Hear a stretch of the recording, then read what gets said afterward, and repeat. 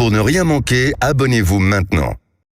Les vraies voix de l'été Sud Radio, 17h-20h, Frédéric Brindel, Judith Belair.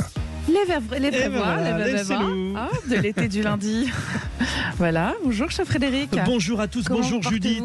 Très bien. Et vous chers auditeurs, on espère que vous allez bien aussi. C'était l'arrivée du Tour de France ce week-end pour les garçons. Les filles sont reparties. Voilà, on n'arrête pas, c'est vélo. Ah ça vous fait plaisir Frédéric Brindel. Oui. Alors on a trois grandes, jolies et belles vraies voix aujourd'hui. Il y a du novice. Il y a du novice. Il y a de l'habitué. Il y a du lourd aussi. Oui, il y a du lourd. Il y a du costaud. Voilà. Alors on va commencer par le costaud. Loïc le froc, et ben voilà. C'est pour moi. Le floc Prigent, pardon, on avait fait un pari. Ça c'est pas correct. Non mais on vous le pardonnez-moi. fait souvent, Loïc, on vous le fait souvent. Non mais en fait on n'a pas fait on vous exprès. explique. On a fait un pari tous les deux. Voilà. C'est le premier qui le disait qui doit payer un verre à l'autre. Donc vous voyez, j'ai commencé. Voilà. Hein, c'est peut-être parce qu'on a fait le pari. Eh bien peut-être Loïc. C'est pas mal. Non mais c'est Donc, vrai qu'on Loïc, vous l'a fait, le on vous l'a fait à chaque fois et j'ai défié Non, Judith. voilà, mais c'est Et pour ça sur que je le l'ai fait. premier, j'ai gagné. C'est énorme. Mais voilà, c'était ça. Moi je Donc, demande un verre. Voilà. Vous Autre boirez chose. avec nous, avec Comme modération, bien entendu, chers auditeurs. Donc Loïc, le floc Prigent, qui est donc industriel, n'est-ce pas? Puis Madi Seidi, qui est conseillère en communication d'influence, auteur de Française, venue d'ailleurs publier chez Stock. Bonsoir Maïdi. Bonjour. Et puis Renaud Good, le petit premier, hein, le premier pour sa première. Oui. Renaud Good, vous êtes éducateur social et journaliste spécialisé handisport. Bienvenue. Merci à vous. Bon, il y a un petit peu de tension pour la première Renault, non? Oui, mais on va se détendre rapidement. Ouais, voilà. vous allez voir, ça se passe regardez, bien, ça glisse, hein. tout le monde fait les petites erreurs. La preuve, Judith. Julie, voilà. Hein. Julie, Judith. Moi, des fois, je l'appelle Julie, alors c'est Voilà. Judith. Quand Voilà. c'est pas Justine. En plus. Hein, voilà. Et puis on file au standard 0826 300 300. Chers auditeurs, évidemment, vous nous appelez, vous réagissez, puis vous votez sur Twitter à nos questions du jour, hein, évidemment.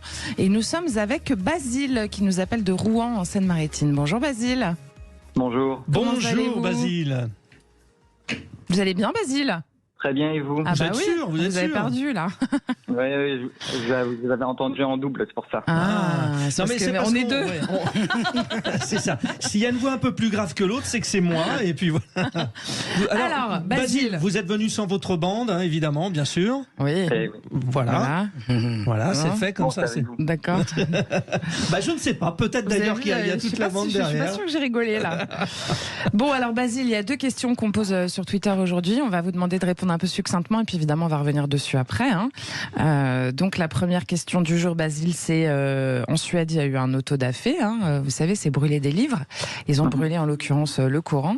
Alors brûler des livres sacrés, est-ce que c'est une liberté d'expression pour vous, une incitation à la haine ou un acte anodin, Basile? Pour moi, c'est une incitation à la haine. On ne peut pas brûler un livre, qu'il soit sacré ou non. Ça fait vraiment écho à des épisodes très sombres de l'histoire de l'humanité. Et pour moi, c'est vraiment un appel à la haine. Eh ben, c'est ce c'est qu'on une appelle réponse bien claire. lancer le Voilà. débat. Voilà. Ensuite, notre deuxième question du jour. Vous savez, notre président a pris la parole aujourd'hui à 13h en Nouvelle-Calédonie. Est-ce que cette prise de parole d'Emmanuel Macron a été constructive selon vous, Basile? Alors là, pas du tout. Moi, si je devais donner deux qualificatifs, ce serait pour le niveau sociétal assez consternant et choquant, et puis pour le niveau social, pour quelqu'un comme moi qui fait attention dans les fins de mois à pas arriver dans le rouge, bah c'est franchement blasé, quoi, parce que il m'a absolument pas parlé et je me suis pas senti représenté par le président de la République ni vraiment compris.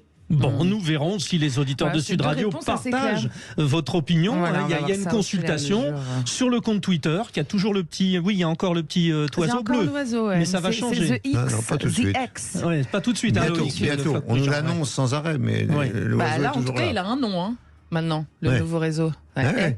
X comme X. Ah oui. Malcolm X. Enfin, Ah, ça y est, ça y est. SpaceX, Ah oui, SpaceX et X. Oui, bah voilà, c'est Voilà. ça. C'est X. C'est X. ça. Exactement. Bon. Chers auditeurs, les deux questions du jour qu'on vient de poser, c'est 17h30 notre grand débat et puis évidemment coup de projecteur des vraies voix à 18h30. Vous pouvez parler vrai sur Sud Radio, vous le savez, on attend vos réactions. Vous votez sur Twitter et vous nous appelez au 0826 300 300. Et puis tout de suite, on commence par un petit tour de table. Hein. Ah C'est oui, parti. oui. Allez, tour de table. Alors, le premier tour de table, c'est vous, Loïc Le Floch-Prigent. Vous voulez revenir sur un thème. Alors, le président en a parlé, mais à votre sauce, déjà, si je puis m'exprimer ainsi, Loïc Le Floch-Prigent, énergie et réindustrialisation. Est-ce que ça va de pair ? C'est-à-dire que s'il n'y a pas une énergie abondante, bon marché, souveraine, la réindustrialisation est difficile. Et donc aujourd'hui, avec les prix de l'énergie qui sont des prix artificiels, sur lesquels on pourra revenir, effectivement, l'industrie peine énormément et disparaît à mesure que le temps passe, à mesure que les lois, les mois passent, l'industrie disparaît. Donc il n'y a pas réindustrialisation, il ne peut y avoir que disparition de l'industrie, puisque les conditions générales de fonctionnement de l'industrie, c'est d'avoir une énergie abondante, bon marché, souveraine, et qu'on ne les a pas du tout. Est-ce qu'on a les moyens d'agir sur cette énergie ? Bien sûr, très facilement, puisqu'il suffit simplement de considérer que il n'y a jamais eu de marché européen de l'énergie dans les traités, jamais. Par conséquent, que chacun est libre de faire ce qu'il veut sur son énergie, que nous avons l'énergie électrique la moins chère d'Europe et que nous avons les stockages de gaz les plus remplis d'Europe, et qu'il suffit de revenir à un fonctionnement français qui est prévu dans la loi de 2010 qui avait conduit au marché électricité, à l'introduction du marché électricité. Donc c'est relativement simple. Eh bien, ça fait 1 an et demi que je demande. Alors je continue à demander au pouvoir public, j'ai demandé au président de la République, au Premier ministre, au ministre de l'Industrie, au ministre de la... Pourquoi ne faites-vous pas quelque chose de simple, de repartir du marché de l'électricité, qui est possible, puisque c'est prévu dans les textes de la loi, et que ça a été fait déjà par nos amis du Portugal et de l'Espagne. Donc il suffit de le dire, voilà, je quitte ce marché qui conduit à donner de l'argent à des fournisseurs qui ne sont ni distributeurs, ni transporteurs, ni producteurs. Ça consiste à donner de l'argent à la spéculation sur le prix de l'énergie, point final. Il suffit de quitter cette spéculation et on revient à un prix normal. Le prix normal du mégawattheure, c'est de l'ordre de 50 à 70. Le prix que nous payons, nous industriels, c'est de l'ordre de 200 à 350. Ah oui, quand même. Par conséquent, nous devons revenir d'urgence à un prix correspondant au coût. Ce que les gens comprennent très bien, ce que les auditeurs vont très bien comprendre. C'est-à-dire, lorsqu'il y a eu un problème avec le lait, on a dit, Monsieur Leclerc, Monsieur Carrefour, Monsieur Intermarché, pourquoi est-ce que le lait est si cher chez vous, alors que le producteur, il n'est pas cher chez lui? Bon, là, on a la même situation. Dites-moi, quelle est la raison pour laquelle le prix part de 50 à 350 et qui gagne 300 Qui gagne 300 Qui gagne je pose cette question, on me dit c'est peut-être.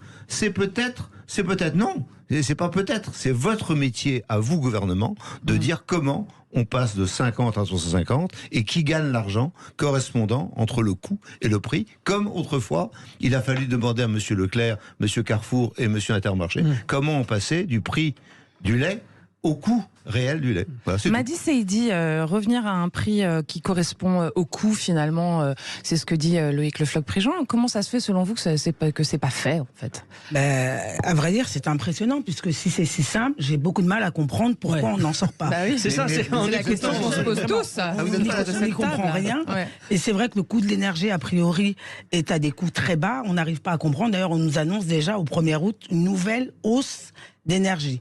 Donc vraiment, c'est incompréhensible, vraiment incompréhensible. Voilà, et je demande qu'on comprenne, c'est-à-dire que le gouvernement prenne ses responsabilités et dise voilà comment on passe du coût au prix. C'est facile comme question. Oui, c'est vrai qu'il faudrait qu'ils communiquent un petit peu sur leur faisabilité. Je vous assure que quand Monsieur Leclerc, on lui a dit ça, il est parti au créneau, il a dit voilà comment on passe du coût au prix. Alors pourquoi le gouvernement il fait pas comme pour Monsieur Leclerc avec l'énergie Ça faudrait lui demander. Je pense que peut-être la question ne lui a pas été posée à 13h.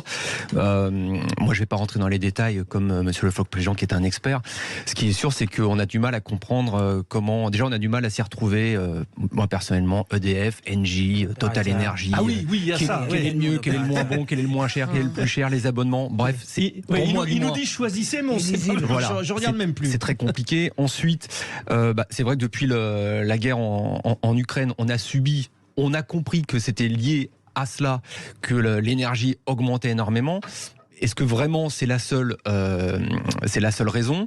Et ensuite, ce qui est sûr, c'est que quand vous parlez autour de vous, je pense que tout le monde ici autour de la table parle de sa consommation d'électricité et d'essence. Ça a explosé en vol, ça va encore exploser. Et c'est vrai que c'est assez incompréhensible de ne pas comprendre pourquoi ça explose autant. Et ce qui fait peur, c'est que Loïc Le Floch-Prigent, lui, il a compris et il nous dit on se fout de nous. Donc voilà. C'est le message. Et ça fait 60 ans. Parce qu'on comprend le prix du blé, mais on ne comprend pas le prix de l'énergie. Voilà. Parce que bon, le blé, ça fait 60 ans que je suis dans l'énergie. Avec cette guerre. Pas dans le lait. Ouais. Le lait, j'ai compris ce qu'on m'a dit, et du coup, le prix du lait a diminué pour revenir près du coût. Monsieur le maire nous dit, qui est le ministre de l'économie, vous savez, il dit, il faudrait que le prix revienne au coût. Et le président de RTE a dit, il y a 15 jours, il faudrait que le prix revienne au coût. Donc tout le monde dit la même chose que moi, et ça fait un an et demi qu'on ne le fait pas. Nous en reparlerons tout à l'heure, parce que le président en a un petit peu parlé. Exactement. Et ça fait partie des thèmes sur lesquels nous reviendrons. On va revenir dessus à 18h30. Merci d'avoir choisi Sud Radio à tous. Dans un instant, ça sera Félix Mathieu, les 3 mots dans l'actu. Vous allez sur Twitter voter, parce qu'à 17h30, votre grand débat vous attend. On vous pose la question sur Twitter, suite à l'autodafé qu'il y a eu en Suède. Brûler des livres sacrés, est-ce que c'est une liberté d'expression, une incitation à la haine ou un acte anodin pour vous? Pour l'instant, on est à 60%, nos auditeurs, Frédéric, qui pensent que c'est une incitation à la haine. C'est dans la tendance et 30% de ce que disait Basile. Liberté d'expression, voilà. Eh bien, vous nous appelez aussi, évidemment, pour réagir, pour passer un coup de gueule, pour dire ce que vous avez envie de dire. C'est le Parlons Vrai de Sud Radio 0826. Vous faites comme Loïc Le Floch-Prigent, il a envoyé un scud, il va falloir qu'on nous réponde. Et je leur dis le numéro quand même ou pas? Allons-y. Alors attendons, 3-4, le numéro 0826 300 300, à tout de suite, chers auditeurs. Les vraies voix de l'été Sud Radio, 17h-20h, Frédéric Brindel, Judith Belair. 17h17 sur Sud Radio, ça parle hors antenne. On a du mal à les faire taire quand l'antenne arrive, mais c'est bien parce que vous allez pouvoir parler à l'antenne maintenant.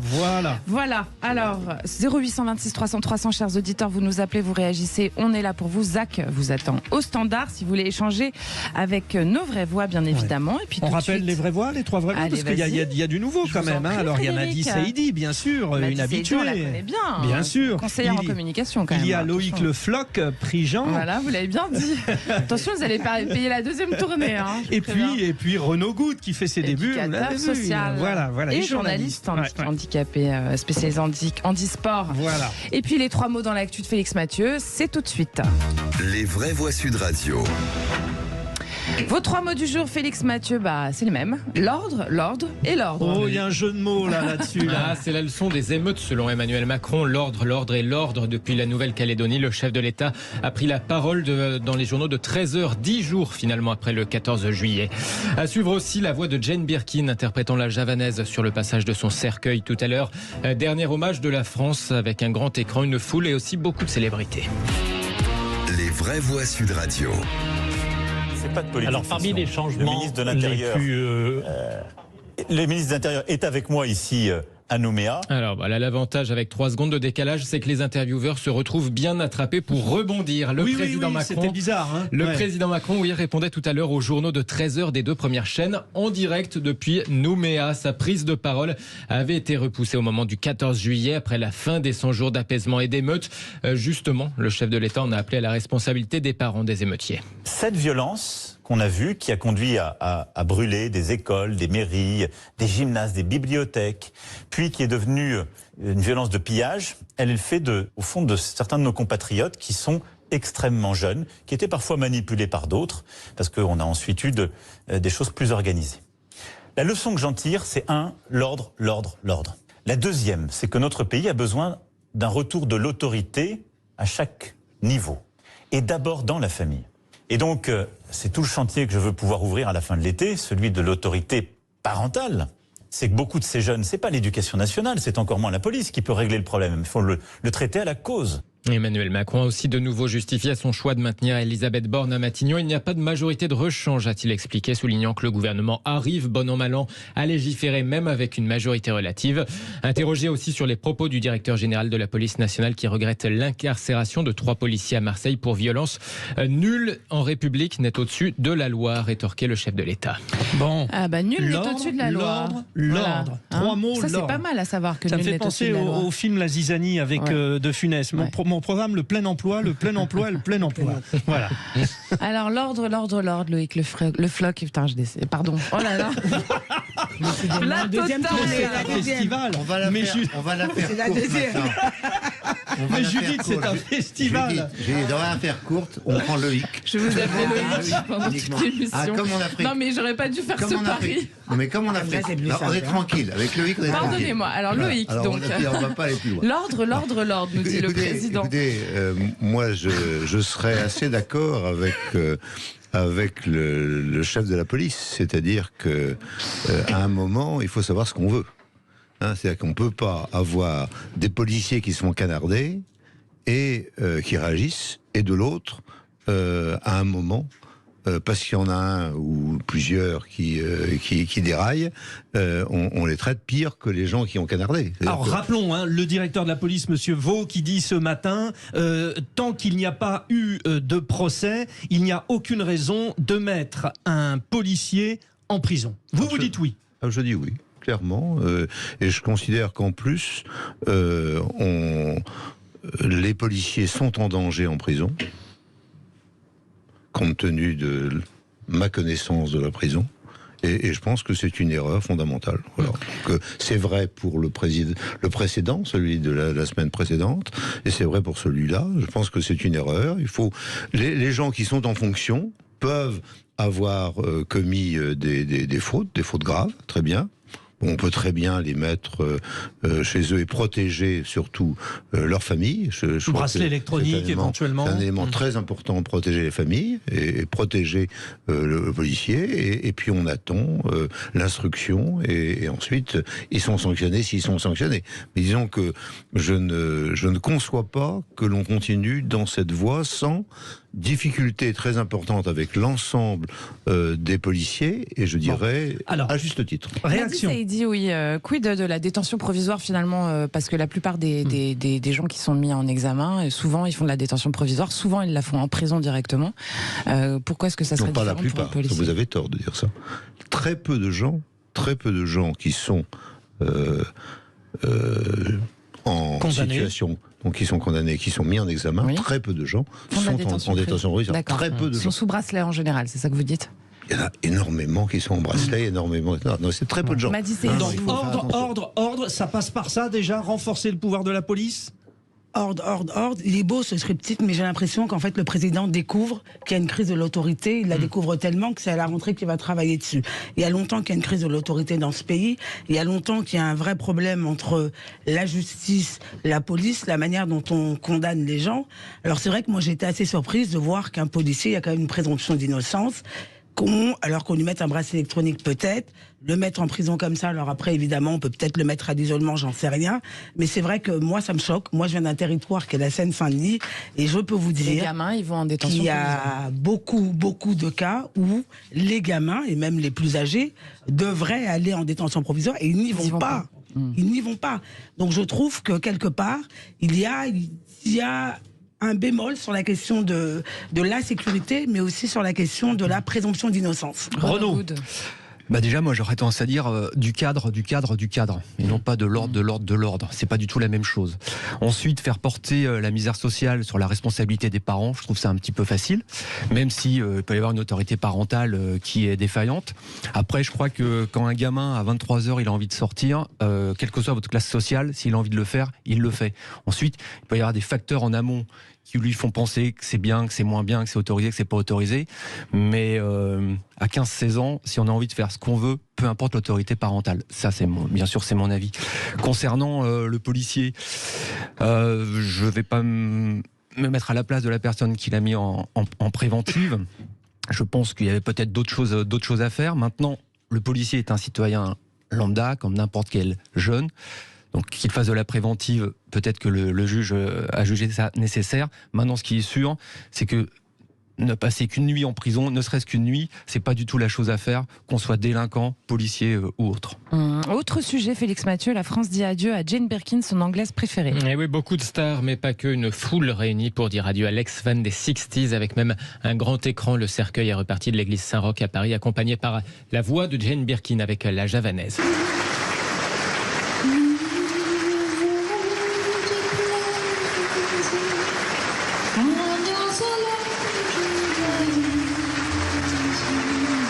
La cérémonie a eu lieu en présence de ses filles. Charlotte Gainsbourg et Lou Doyon, qui est fait rare, ont porté le cercueil de leur mère en entrant dans l'église, puis elles ont pris la parole, très émues forcément. Je remercie mon père d'avoir tant aimé ma mère. Et je remercie ma mère de l'avoir tant aimée aussi. Je me retrouve orpheline. Je vois toutes vos âmes en peine sans elle. Je vois déjà le vide qu'elle nous laisse. C'est ma maman. C'est notre maman. Il y a toi qui faisais passer tout le monde avant toi. Et des fois avant nous. Et des fois ça nous faisait chier. Toi qui aimais ton public plus que tout. Plus que tout. Cérémonie d'adieu à Jane Birkin en présence d'Étienne Dao, Carole Bouquet, Catherine Deneuve, Yvan Attal, Chiara Mastroianni, encore Isabelle Huppert. Brigitte Macron était également présente, ainsi que la ministre de la Culture, Rima Abdul-Malak. Merci Félix. Merci Félix. Allez, on est parti pour faire un petit bilan du Tour de France en cours, le Tour de France des femmes. On fait les hommes d'abord. Le Tour de France masculin 2023, il est terminé. On l'a suivi évidemment pendant 3 semaines sur Sud Radio. Et c'est l'heure du bilan, effectivement, Frédéric. Allez, avec Pascal Chanteur. Pascal Chanteur est avec nous. Bonjour Pascal. Bonjour à tous et tous. Alors, ces jours de relais, on parlera effectivement tout à l'heure, comme le disait Judith, à 18h50 des femmes. Un retour sur ce Tour de France homme. Bon, vous l'avez partagé avec nous pendant 3 semaines sur Sud Radio. On va déjà revenir sur un succès populaire immense, Pascal Chanteur. Il y avait du monde sur les routes. Vous avez été encore bluffé, vous qui l'avez fait en tant que coureur. Oui, tout à fait. Le fait de partir de l'étranger à Bilbao, dans le Pays Basque, c'était quelque chose de fantastique. Le public ne s'y est pas trompé, les paysages étaient beaux, les routes étaient belles, les coureurs ont fait un spectacle éblouissant, des étapes accidentées dès le départ de ce Tour de France. Et on a eu l'impression de pratiquement jamais quitter la montagne en parcourant les 5 massifs français. C'est ce qui fait que ce Tour de France était exceptionnel, vous nous l'avez dit vendredi, exceptionnel et du coup un vainqueur qui l'est, forcément, Jonas Vingegaard, parce que c'est avant tout le meilleur grimpeur du monde ou ça va beaucoup plus loin ? Écoutez, on avait du mal à les départager, que ça soit Vingegaard, donc le vainqueur, et Pogačar, qui se tenait à quelques secondes, 10 secondes pour rien cacher, et puis un contre-la-montre qui a littéralement fait exploser la classe de Vingegaard sur cet exercice. Et lors du contre-la-montre, il a repoussé immédiatement Pogačar à plus d'1 minute 38, ce qui le mettait à l'abri, et c'est ce que l'on croyait dans un premier temps, et à l'abri du maillot jaune. Mais c'était sans compter le lendemain et le col de la Lose qui a fait littéralement imploser le Pogačar et Vingegaard est parti et s'est envolé vers la victoire finale. Et ça restera la sensation du Tour. Alors une dernière question pour ponctuer ces 3 semaines. Encore une fois, merci à vous Pascal Chanteur et puis à Vincent Barthaud, nos consultants. Mais vous êtes, rappelons-le, le président du syndicat des coureurs français. Les coureurs français heureux de leur Tour de France, déçus, tristes, ambitieux pour après ?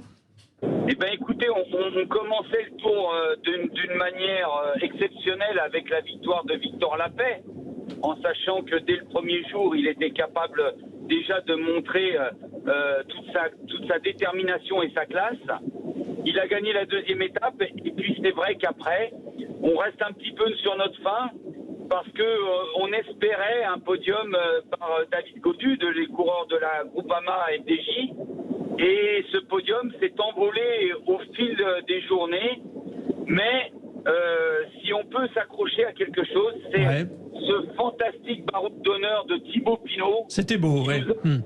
Casmé à l'avant-dernière étape, l'étape d'Alsace, où Thibaut a fait pleurer dans les chaumières. Et oui, c'était beau. Son manager Marc Madiot. Et d'ailleurs, sans dévoiler, mais ça sera un des thèmes dans le tour de table tout à l'heure d'une de nos vraies voix, Renaud Goud. Merci encore Pascal Chanteur. Merci Pascal. Vous avez bien mérité votre repos parce que vous avez beaucoup donné de vous-même pendant ces 3 semaines. Comme vous Frédéric Brindel. Oui, mais nous on continue. Au revoir Pascal. Allez, vous restez avec nous chers auditeurs et surtout vous n'hésitez pas à nous appeler au 0826 300 300 à réagir, à commenter l'actualité. d'été. Zach est au standard, il vous attend, il est très sympa, vous allez voir. Et puis vous pouvez aussi évidemment voter sur Twitter à notre question du débat qui arrive. Suède, autodafé, brûler des livres, est-ce que c'est une liberté d'expression, une incitation à la haine ou un acte anodin pour vous? N'hésitez surtout pas à voter, on vous attend. À tout de suite, on revient. Les vraies voix de l'été Sud Radio, 17h-20h, Frédéric Brindel, Judith Belair. Oh, les choses sérieuses commencent, puisque dans un instant, nous aurons le premier grand débat du jour. Vous savez que les débatteurs sont remontés avec des avis pas forcément convergents. On a déjà eu un petit peu un aperçu. Loïc Le Floch-Prigent est avec nous, ancien grand PDG et industriel toujours. Madi Saïdi, conseillère en communication d'influence, et elle en a sur nous, d'ailleurs, de l'influence. Et puis Renaud Good, le petit nouveau, éducateur social et journaliste spécialisé. Allez, c'est parti pour le débat. Les vraies voix Sud Radio, le grand débat du jour. La scène se déroule devant la mosquée centrale de Stockholm. Cet homme brandit un Coran, en déchire des pages, le piétine, puis y met le feu. Burning a religious book, it's not freedom of speech. It's another thing, it's a provocation. L'Irak a aussi menacé de rompre ses relations diplomatiques avec la Suède si un nouvel autodafé du Coran avait lieu. Il faut savoir que Salwan Momika n'en est pas à sa première provocation. Le 28 juin, il avait déjà brûlé quelques pages d'un exemplaire du Coran devant la plus grande mosquée de Stockholm pendant la journée de l'Aïd al-Adha. L'ambassade de Suède à Bagdad est incendiée le soir même et la représentante suédoise expulsée par les autorités. Nous appelons tous les musulmans du monde à réagir en toute conscience et sagesse. Ils ne doivent pas s'en prendre au livre saint. Ce jeune homme ne représente pas les chrétiens, ni l'homme juste. Il ne représente que lui-même et la partie qui le soutient. Autodafé en Suède, l'homme autorisé à brûler la Torah et la Bible renonce à son projet. Le résident suédois d'origine syrienne de 32 ans, cité par l'AFP, nous dit « Je veux montrer que nous devons nous respecter les uns les autres. Nous vivons dans la même société. Si je brûle la Torah, un autre la Bible, un dernier le Coran, ce sera la guerre ici. Ce que je voulais montrer, c'est que ce n'est pas bien de le faire, a-t-il ajouté. C'est contre le Coran de brûler un livre sacré et je ne le brûlerai pas. Personne ne doit le faire. » Ce qui nous amène à notre question du jour, chers auditeurs, que vous pouvez évidemment voter sur Twitter. On vous la rappelle. Suède, autodafé, brûler des livres pour vous, des livres sacrés. Est-ce que c'est une liberté d'expression, une incitation à la haine ou un acte anodin? Et pour ce fait, on reçoit également un nouvel invité, Malik Bezou, qui est essayiste, auteur de Ils ont trahi Allah, publié aux éditions de l'Observatoire et France Islam, Le choc des préjugés, publié chez Plomb. Bonsoir Malik. Bonsoir Malik Bezou, merci d'être avec nous. Je vous en prie. On va déjà faire un petit tour de table des trois vraies voix et puis vous allez superviser ces réponses, cher Malik Bezou. Déjà, Renaud Good, sur les trois options, c'est quoi pour vous? C'est une liberté d'expression, c'est une atteinte à la haine, une incitation à la haine, ou alors un acte anodin? J'aurais tendance à dire les deux premiers en même temps. Ouais. Moi, je suis tout à fait d'accord avec l'auditeur qui a été interviewé en début d'émission. Quand on commence à brûler un livre, c'est que quelque part, ça va pas. Donc ça, c'est la première des choses. Maintenant, la religion n'est pas au-dessus de la société civile, quelle qu'elle soit. Alors, pour moi, cet acte, il est de mauvais goût, il est totalement maladroit. Et je pense que ce monsieur a voulu qu'on parle de lui. Bah, c'est fait, on parle de lui. Maintenant, je pense que ça va citer à la haine de fait, puisqu'il y a plein de pays qui ont réagi. Maintenant, je pense qu'un petit peu, il faut prendre ça avec des pincettes, bien sûr. C'est un peu comme Charlie Hebdo. C'est pas parce qu'on fait un dessin ou qu'on brûle un livre que forcément toute la société doit s'énerver contre ça. C'est plus maladroit qu'autre chose, mais en tout cas, brûler un livre, c'est totalement débile. Madi Saïdi, est-ce qu'il n'y a pas une différence entre brûler un livre et faire un dessin d'ordre humoristique tout de même? Alors, je ne sais pas s'il y a une différence, mais une chose est sûre. Pour moi, c'est d'abord un acte de provocation et ensuite, c'est une incitation à la haine. Parce que je pense que quand on vit en société, quelles que soient nos croyances, je pense qu'il faut respecter l'autre, quelle que soit la croyance. Moi, je suis de confession musulmane. Quand on attaque une Torah ou une Bible, ça me fait très mal. Ça me fait mal parce que c'est ma croyance, parce que je crois qu'il faut respecter l'autre. Je crois qu'il faut respecter ce en quoi les autres croient. Et il faut aussi accepter que lorsqu'on touche au sacré chez l'autre, ça peut avoir une réaction épidermique. Évidemment, moi, je n'aurais pas ce genre de réaction parce que j'ai une autre éducation, parce que j'ai une autre manière de voir les choses. Mais je trouve que ce qui est sacré pour l'un, il faut accepter la sacralité chez les autres. Même chose pour planter le décor à votre façon, Loïc Le Floch-Prigent. Si vous voulez, je pense que chacun a sa notion de sacré. Alors, il y en a pour qui c'est ces livres-là. Pour moi, c'est le livre tout court. C'est-à-dire que brûler un livre, c'est quelque chose d'odieux. Et quand vous vous souvenez que François Hollande était parti dans une université pour faire signer son livre, un certain nombre de jeunes étaient partis sur ces livres et puis avaient déchiré et les avaient jetés. Je trouve que brûler, pour moi, le sacré, c'est l'écrit, quel qu'il soit, et si en plus les gens y mettent de la religion, c'est leur affaire. Mais disons que ce qui est sacré pour moi, c'est le livre. Malik Bézou, je rappelle que vous êtes auteur essayiste aussi. Brûler un livre, ça rappelle aussi les autodafés qui étaient faits par les nazis au début de la Seconde Guerre mondiale et pendant la Seconde Guerre mondiale. Ils faisaient des feux de joie à Berlin. Qu'est-ce que ça vous évoque, vous, en plus, qui avez quand même écrit un livre, Ils ont trahi Allah, je le rappelle, sorti aux éditions de l'Observatoire? Oui, alors effectivement, dans ce livre, je parle du phénomène de l'islamisme et de l'intégrisme, du fondamentalisme islamique en particulier. Ceci étant dit, brûler un livre entre guillemets sacré, parce qu'il n'est pas sacré pour tout le monde, évidemment, n'empêche que brûler dans la mesure où il est sacré pour une certaine catégorie de personnes, de fait il l'est. Tout à fait. Et il faut bien comprendre aussi ce que cache le terme sacré. C'est quand même, c'est pas anodin, c'est le rapport à la vie, c'est le rapport à la mort, c'est le rapport à l'au-delà lorsqu'on est croyant. Donc c'est pas n'importe quel livre, et on peut comprendre tout à fait que pour les croyants, toute religion confondue, je parle des juifs, des musulmans et des chrétiens, pour ne citer que les monothéistes, il est clair que brûler un tel livre, ça entraîne chez les croyants une décharge émotionnelle, quelque chose qui tantôt pour relever de la colère, voire de la haine, tantôt de l'immense déception et de l'incompréhension. Brûler un livre sacré, je mets des guillemets parce qu'il n'est pas sacré pour tout le monde, évidemment, je ne vois pas l'intérêt. Autant je peux comprendre les caricatures parce qu'elles peuvent faire sens et parce qu'elles peuvent mettre en avant, mettre en exergue. Là, sur ce qui s'est passé en Suède, il y a eu un sens, c'est-à-dire que c'était une personne d'origine irakienne qui a voulu, d'une certaine manière, traduire un mal-être des ressortissants. Il dit lui-même qu'il veut qu'on doit se respecter les uns les autres. C'est ça qu'il dit, et que c'est pour ça qu'il l'a fait. J'aurais tendance, si cette personne était en face de moi, à lui indiquer avec modestie qu'il y a aussi la question de pédagogie. La démarche peut, peut-être paraître intéressante, mais il faut voir l'impact, et là il est absolument catastrophique. C'est pas de cette façon qu'on va susciter la question, le débat équilibré, serein, peut-être même le doute. Là, au contraire, on va déchaîner les passions, et on sait que dans les pays musulmans, le sacré fait encore beaucoup sens parce qu'il n'y a pas eu cette culture de la désacralisation, de la sécularisation qui s'est opérée en Occident. Donc clairement, l'Orient musulman et l'Occident, c'est pas tout à fait la même chose dans le rapport à la transcendance et à la religion. Et donc, cet individu, clairement, a vraiment manqué de pédagogie dans sa démarche. Vous nous amenez sur cette question finalement, c'est-à-dire vous y apportez une dimension particulière par rapport à la culture musulmane. Est-ce que finalement, si Renaud Good, une Torah pour les Juifs ou une Bible pour les catholiques ou les chrétiens finalement sont brûlés, est-ce que ça aurait la même réaction? Parce que là, des ambassadeurs suédois sont exclus de certains pays comme l'Iran, l'Arabie Saoudite. Je pense qu'on peut penser qu'il y aurait ce type de réaction dans n'importe quelle religion. Il y a des personnes plus ou moins extrémistes ou plus ou moins sensibles à ce qu'on peut faire à leur religion. À la limite, par la parole, pourquoi pas. Après, encore une fois, critiquer les religions, je pense qu'elles ne sont pas au-dessus de la société. On peut tout à fait les critiquer. Maintenant, la manière dont ça a été fait avec ce monsieur, c'est plus une performance artistique maladroite et totalement dénuée de sens.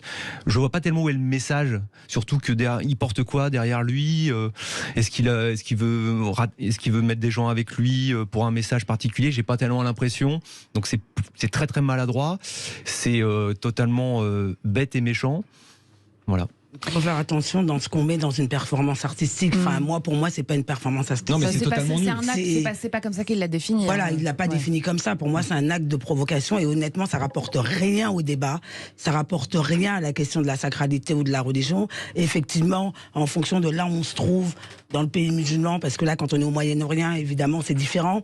Si on est en Afrique subsaharienne, ça n'aura pas les mêmes déchaînements, même si le sacré est aussi important, parce qu'ils ont aussi une manière de prendre suffisamment de recul et de se dire le type est bête en fait. Il est bête, il est con. Mathis et Eddy, tout à l'heure, vous faisiez un comparatif quand même entre les caricatures et ce livre brûlé. Les caricatures en République, elles font sens. Il y a même des gens qui ont perdu leur vie pour. Est-ce que vous pensez que l'autodafé, comme vous les avez mis sur le même niveau tout à l'heure, est-ce que vous pensez que ça fait autant sens en l'occurrence, ou est-ce que c'est des actes similaires pour vous? Je ne sais pas si c'est des actes similaires. En tout cas, une chose est sûre, c'est que pour moi, à titre personnel, il y a une espèce de manque de respect dans l'autodafé, en fait. Parce que finalement, on peut ne pas croire, on peut être hérétique, on peut être athée, mais je trouve que c'est aussi respecter l'autre. Quelle que soit la conception qu'on peut avoir ou le rapport qu'on peut avoir au culte, c'est respecter ce en quoi l'autre croit. Voilà, et je pense que si on part de ce principe-là, on pourra tous vivre ensemble sans aucun problème, quelle que soit notre culture, notre religion, notre manière de voir les choses. Si la règle de base est le respect de l'autre et de sa culture, a priori, on n'aura pas de problème pour vivre ensemble finalement. Loïc Le Floch-Prigent, il y a une question aussi, ce n'est pas anodin si ça vient de Suède. Alors la Suède était postulant pour rentrer dans l'OTAN, la Turquie, pays donc officiellement musulman, s'y est opposé. D'une manière générale, on a vu avec le Danemark, la Suède, les pays scandinaves entendent marquer un surplus de laïcité. Est-ce que vous comprenez aussi cette démarche? C'est un peu une défiance à cet extrémisme islamiste. Je crois qu'il faut faire très attention à ce qu'on dit. Tout à l'heure, on a parlé de caricature et de brûle. Ça n'a rien à voir.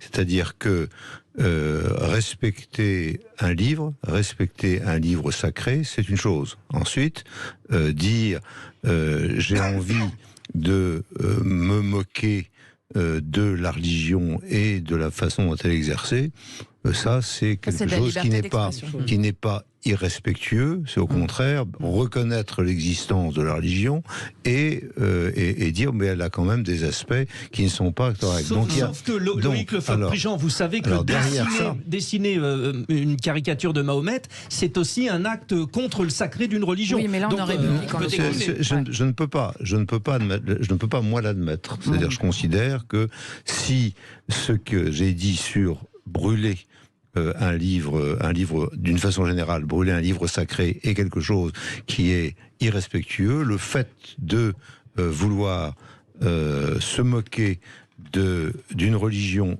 et de le faire de la façon dont on veut, avec des papes qui font des choses abominables, etc. Tout ça fait partie de la liberté de penser et la liberté d'expression. Pour moi. Pour moi, je dis pas que j'ai raison. Je dis voilà pour moi. Alors derrière, vous posez une autre question qui est celui de savoir pourquoi ça se passe en Suède et dans les pays en question. Et là, effectivement, tous ces pays sont sous le regard critique d'un certain nombre de pays musulmans intégristes qui ont le sentiment que il y a un regain de laïcité dans ces pays. Et donc la Suède bénéficie d'une façon de ce regard critique de l'Iran et d'un certain nombre... L'Arabie Saoudite, etc. Et la Turquie. Mais c'est deux éléments différents. Et je voulais aussi rajouter que... Malik Bezou, pardon. Je voulais aussi rajouter que ce type d'action donne du grain à moudre aux intégristes musulmans, qu'ils soient d'obédience islamiste radicale ou wahhabo-salafiste, peu importe. En tout cas, pour ces individus qui prêchent, qui sont des prédicateurs, ils n'ont de cesse à expliquer à leurs ouailles, aux communautés musulmanes de l'Orient, que l'Occident nous déteste, que l'Occident c'est les anciens croisés, que l'Occident est totalement athée, libertaire, libertin, qu'il nie le sacré, qu'il se moque du sacré et qu'il nous déteste, qu'il veut nous anéantir. Et le fait de brûler le Coran, pour eux, regardez, c'est la preuve. Ils nous détestent à ce point qu'ils en arrivent à brûler notre livre sacré. Donc ça ne fait, en plus plus du fait que, comme je l'ai dit, que la démarche était sur le plan pédagogique complètement nullissime, le fait de brûler un livre sacré, mais en plus ça donne, comment dirais-je, ça conforte les thèses des extrémistes musulmans. Basile, on retourne au standard, 0826 300 300, chers auditeurs. Basile, qu'est-ce que ça vous inspire, tout ce que nos vraies voix viennent de dire ? Écoutez, il y a eu des choses intéressantes de dire, et je pense qu'il faut quand même rappeler quelque chose, c'est que justement ce monsieur n'était pas un artiste. Vous voyez, j'ai moi-même sous les yeux la une de Charlie Hebdo qui est encadrée dans mon appartement, et ce monsieur n'est pas un artiste. C'est un militant d'extrême droite qui savait pertinemment ce qu'il faisait. Il était renseigné sur l'acte d'autodafé, qu'est-ce que ça a pu symboliser pendant le franquisme. Oui, c'est-à-dire qu'il y a effectivement, alors il y avait l'acte on va dire du ressortissant irakien, et puis il y a également un membre de l'extrême droite du pays, en l'occurrence, et là aussi c'est une provocation. Allez-y, Basile. Ouais. J'ai pas dit que c'était un artiste, j'ai juste dit que c'était une mauvaise performance artistique de mauvais goût. Voilà. Et sachez qu'il n'y a pas qu'un seul autodafé, il y en a eu plusieurs, c'est pour ça. Donc, mais allez-y, Basile. Oui. C'est une personne qui a fait ça, qui a mis des tranches de porc dans le lit, qui l'a brûlé, piétiné, et qui se revendique d'appartenance d'un parti d'extrême droite en Suède. Et donc, c'est pas du tout la même chose. C'est quelqu'un qui vraiment avait pour objectif rempli, qui est de démarrer un conflit et d'appeler à la haine. C'est pas du tout une démarche artistique, pédagogique. Ce serait très facile de dire ça, je pense, après coup, et de ne pas assumer ces actes. On ne peut pas aujourd'hui brûler un livre, quel qu'il soit, que ce soit un livre saint qui représente sacré, un refuge émotionnel ou quelque chose qui guide la vie de certaines personnes, ou même, comme vous avez pu l'évoquer auparavant, le livre de François Hollande. On peut dénoncer certaines choses, on peut dénoncer des contradictions à certains moments, mais de là à brûler quelque chose, c'est tout un symbole, et c'est pas des méthodes. D'après moi, ça commence par là, à mon avis, c'est une première étape, et on finit avec des anciens candidats du Front National qui abattent des gens à la sortie des mosquées. Renaud Good, faire pour montrer qu'il ne faut pas faire. C'est ce que nous dit ce Suédois de 32 ans. Il dit qu'il fait ça pour ça. Est-ce que vous pensez que ça a un sens, en l'occurrence, dans ce cas-là ? Encore une fois, je vois pas tellement où est le message de ce monsieur. Alors oui, comme tout le monde ici, j'ai lu un peu son parcours. Apparemment, il a combattu en Irak l'État islamique. Oui, il est d'origine syrienne. Il est d'origine syrienne. Bon, c'est vrai que c'est une région où les chrétiens d'Orient sont assez forts, sont assez nombreux. Encore une fois, moi j'ai du mal à percevoir, bien sûr qu'on brûle un livre, ça pour moi c'est pour le coup le livre il est sacré, je comprends pas bien le message. Maintenant, encore une fois, c'est totalement nul, c'est totalement maladroit, mais rien ne mérite que des extrémistes religieux, quels qu'ils soient, s'en prennent à quelqu'un d'autre parce qu'on les a offensés. Les auditeurs de Sud Radio, donc à la consultation sur le compte Twitter, ont répondu un acte de liberté d'expression à 31%, une incitation à la haine 61%, un acte anodin 8%. On va terminer là-dessus avec vous, Malik Bézou, vous qui avez écrit « Ils ont trahi Allah ». Et si finalement ça pouvait être considéré comme anodin pour certains parce que hyper laïque, il y a une nécessaire cohabitation entre les laïcs et les croyants derrière tout cela. Oui, et qui dit cohabitation dit aussi vivre en bonne intelligence. Ouais. C'est quand même important. Donc, pour des gens qui sont athées, le sacré n'existe pas par définition. En tout cas, ils ont peut-être une autre forme de sacré, mais en tout cas pas ce rapport à la vie, à la mort, incarné par Dieu. Maintenant, pour des gens qui sont laïcs, effectivement, ce livre, les livres dits religieux ne représentent pas grand-chose pour ces personnes-là. N'empêche que dans une société laïque, comment dirais-je, vivre en bonne intelligence, dans le respect des uns et des autres, c'est important.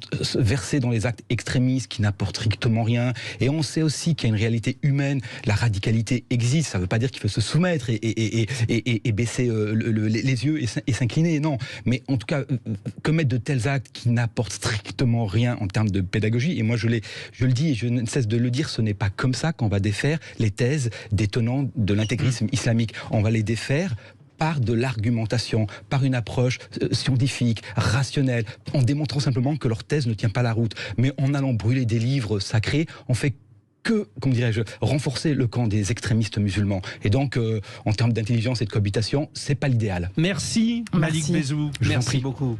Chers auditeurs, vous restez avec nous, parce qu'on va changer un peu de sujet, on va jouer. Ah oui, voilà, ça vient, ça vient. Jouer.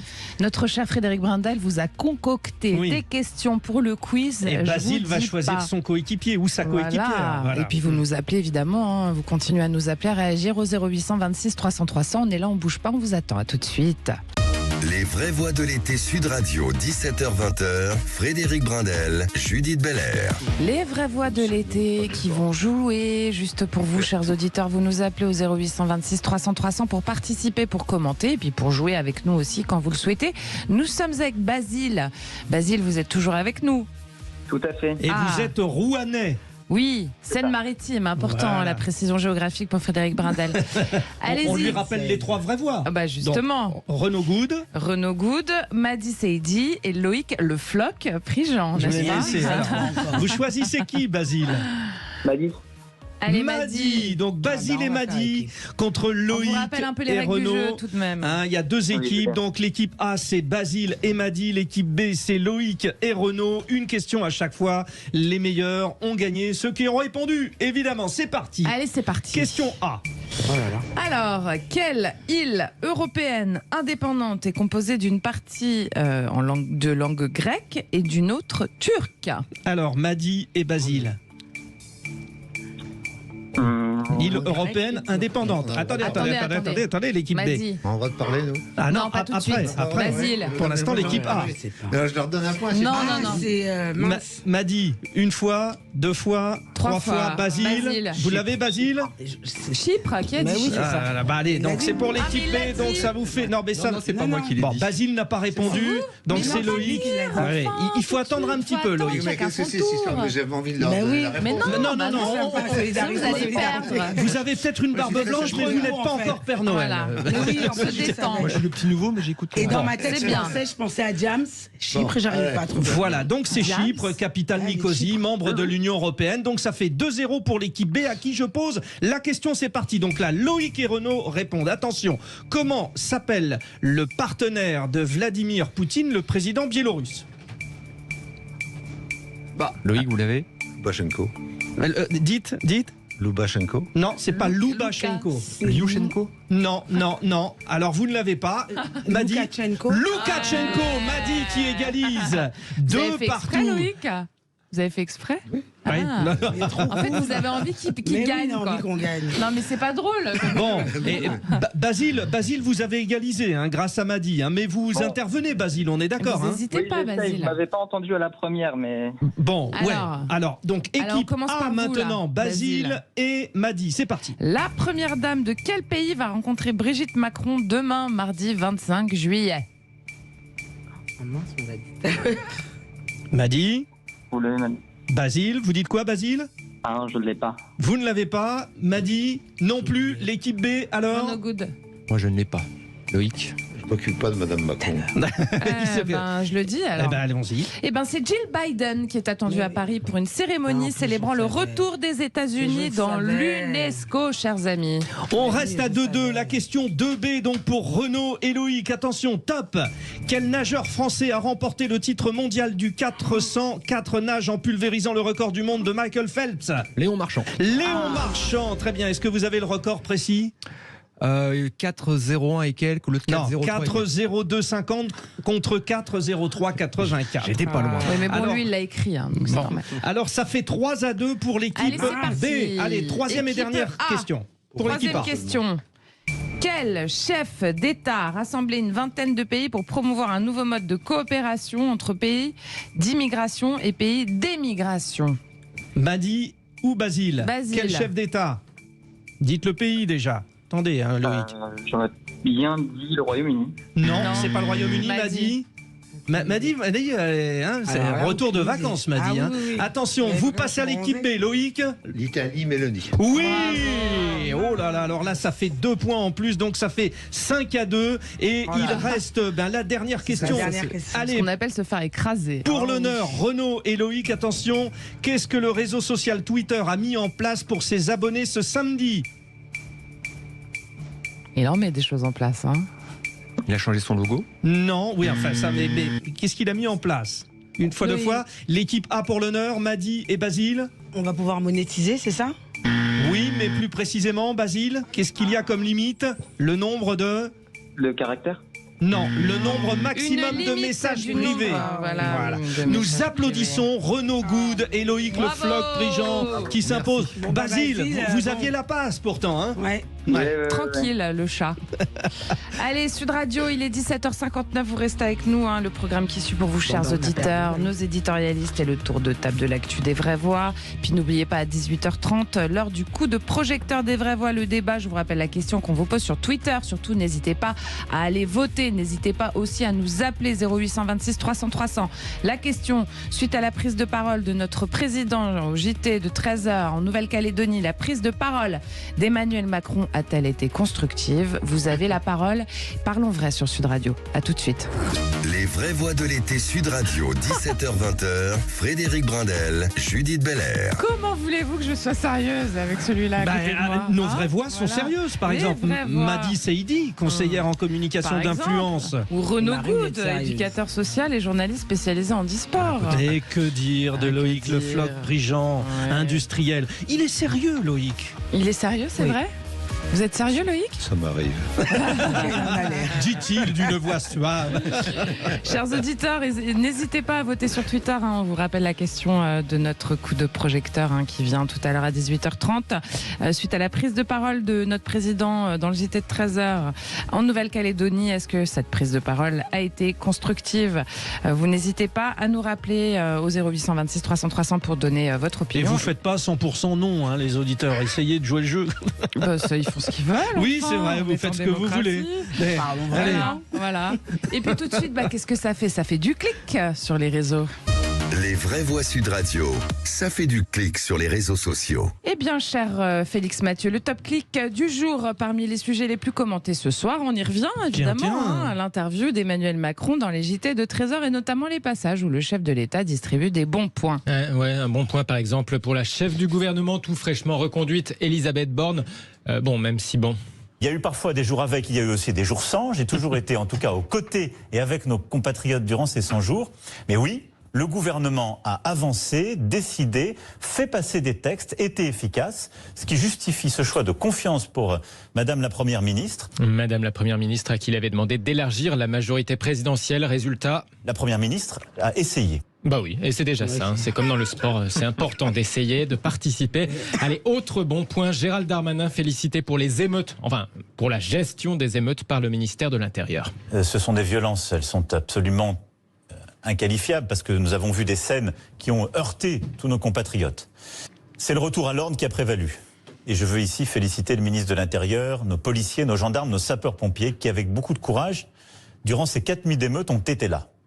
Ça a été un déploiement inédit. 45 000 forces de sécurité intérieure. Et je veux aussi remercier évidemment nos policiers municipaux qui, aux côtés des maires, ont été main dans la main dans ce travail. 45 000 forces de sécurité intérieure qui ont été déployées. Ce qui a permis, en 4 jours, de mettre fin à ces émeutes. 2005, ça avait duré plus de 3 semaines. Et voilà, Nicolas Sarkozy, qui était ministre de l'Intérieur en 2005, va apprécier son ancien fidèle Gérald Darmanin a mieux géré les émeutes que lui, selon Emmanuel Macron. Renaud Good, notre président Emmanuel Macron, il félicite sans féliciter. On est encore un peu dans le en même temps là. Oui, alors déjà, il y a eu beaucoup de jours sans sur ces 100 jours, je trouve. Voilà.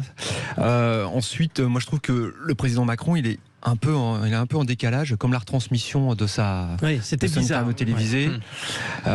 Ensuite, encore une fois, comparer, je vais pas revenir sur les... Enfin, si, on va revenir sur les émeutes, bien sûr, qu'il a fallu... compare 2005 et cette année. Pour moi, c'est totalement incomparable, parce que déjà, en 2005, c'était une révolte sociale dans les quartiers.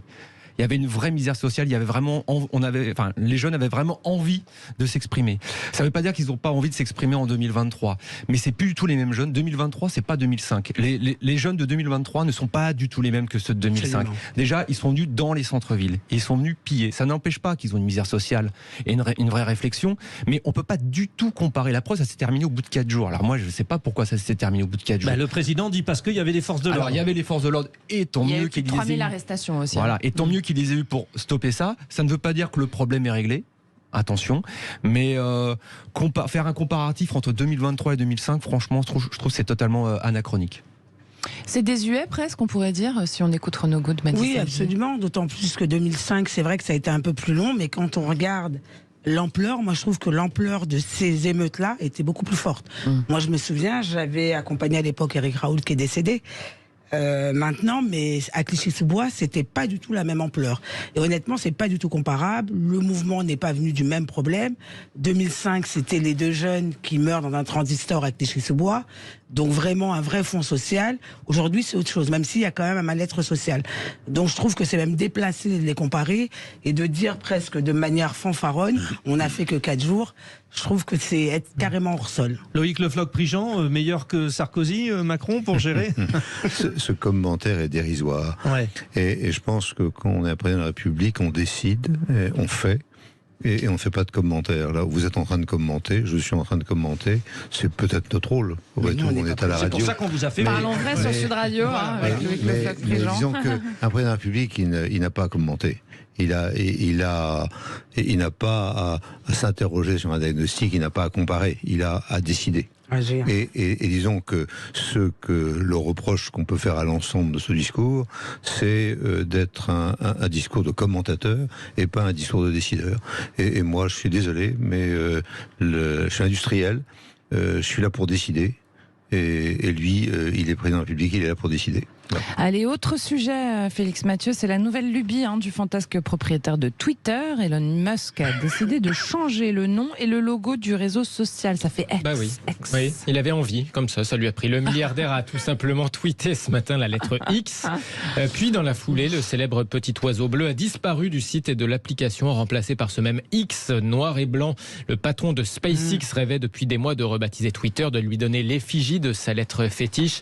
Avant ça, hier à la nuit tombée, déjà Elon Musk a fait projeter une drôle d'animation sur la façade de Twitter à San Francisco. On pouvait y voir le petit oiseau bleu, puis d'un seul coup... Eh ben ouais, disparu l'oiseau bleu, remplacé par ce X déjà hier soir. Ah oui, on l'a vu, oui. Ce changement devrait entraîner son lot d'évolution. On devrait dire, par exemple, non plus des tweets, mais des X. Le site, d'ailleurs, est d'ores et déjà accessible à la place de Twitter sur l'adresse x.com, l'ancienne adresse de l'ancêtre de PayPal, en fait, l'application de paiement qui avait été déjà fondée par Elon Musk et qui avait cette adresse x.com qui est désormais celle de Twitter. Le projet maintenant, c'est d'en faire un marché mondial pour les idées, les biens, les services et les opportunités, déclare la nouvelle directrice de Twitter sur son compte. Marché, dit-elle, alimenté par l'intelligence artificielle. X nous connectera tous d'une manière que nous commençons à peine à imaginer. Mais alors, moi j'ai une question, Judith, à Félix Mathieu. Allez-y. Donc ça veut dire par exemple, oui, je vous donne l'autorisation. Enfin, je vous demande. Quand on dit aux auditeurs, vous avez la consultation, répondez à la question, on dit plus sur le compte Twitter. C'est ce que j'allais dire. On a encore l'oiseau bleu. Je vous explique tout. Alors si vous vous connectez sur le site de Twitter depuis un PC, vous avez plus l'oiseau bleu, vous avez le X. Oui, si vous faites x.com, ça vous rebascule vers Twitter encore et ça met l'adresse Twitter, mais l'adresse x.com redirige déjà vers Twitter. Et tous les enfants qui vont faire x.com et qui vont tomber sur les films porno, il n'a pas pensé à ça, lui. Non, mais c'est quand même absolument stupide, non, Judith? Non. Oui. Ça vous est jamais arrivé de taper X et de tomber sur... Mais parlez pour vous, nous ne savons pas de quoi vous parlez. Vous ne savez pas de quoi je parle. Non, je ne vois pas. Vous savez de quoi vous parlez. Mais voilà, lui, a priori, il sait. Oui, je me confesse, Loïc, l'autre fois, j'ai tapé X et j'ai vu quelque chose qui m'a surpris, qui était totalement étranger à mon mode de vie. Ne faites pas X.com, les enfants. Alors, puisqu'on est encore sur Twitter pour l'instant et qu'on vous pose la question qui arrive à 18h30, est-ce que la parole d'Emmanuel Macron a été positive selon vous? Eh bien, vous dites non, chers auditeurs. Attention, à combien? 99%. Ah bah c'est pas 100, c'est pas 100. C'est pas 100. Qui est le 1%? Voilà. Si vous êtes le 1%, appelez-nous. Au 0826 300 300, c'est peut-être vous qui êtes le 1%. Voilà, vous nous appelez, vous votez sur Twitter. Comme vous le voyez, on est bien au poste. Et puis vous restez avec nous. Surtout, on revient dans un instant avec les vraies voix. À tout de suite.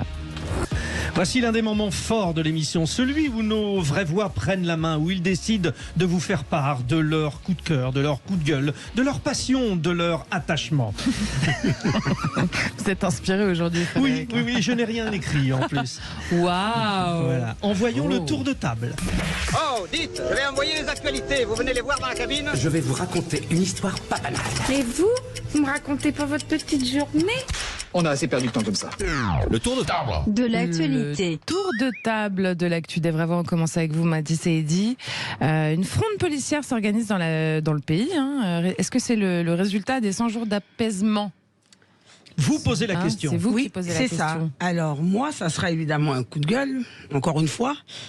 On nous avait promis 100 jours d'apaisement, mais on nous avait pas dit ce qui se passerait après les 100 jours d'apaisement.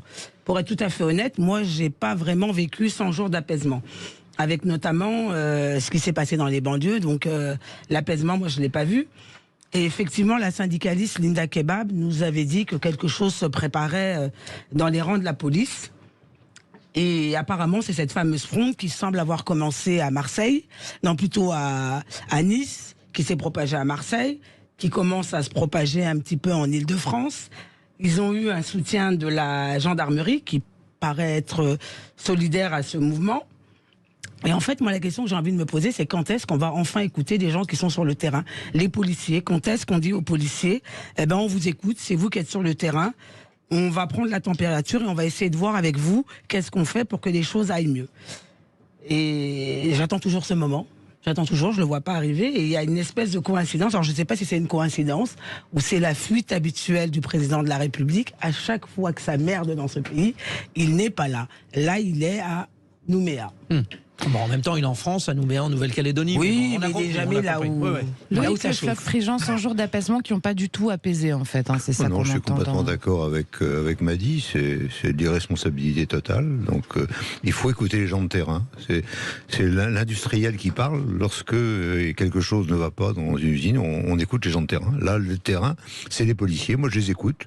Moi, je vais parce que j'ai envie de comprendre, comme tout chacun, et j'entends des choses qui sont pas rassurantes, c'est-à-dire qu'ils ont autrefois ils avaient envie d'être policiers, de défendre la société, et maintenant ils disent la société nous abandonne, l'État nous abandonne. Il y a un vrai problème, donc il faut les écouter, c'est tout. On a bien fait. On parle du Conseil national de ci, du Conseil national de ça, etc.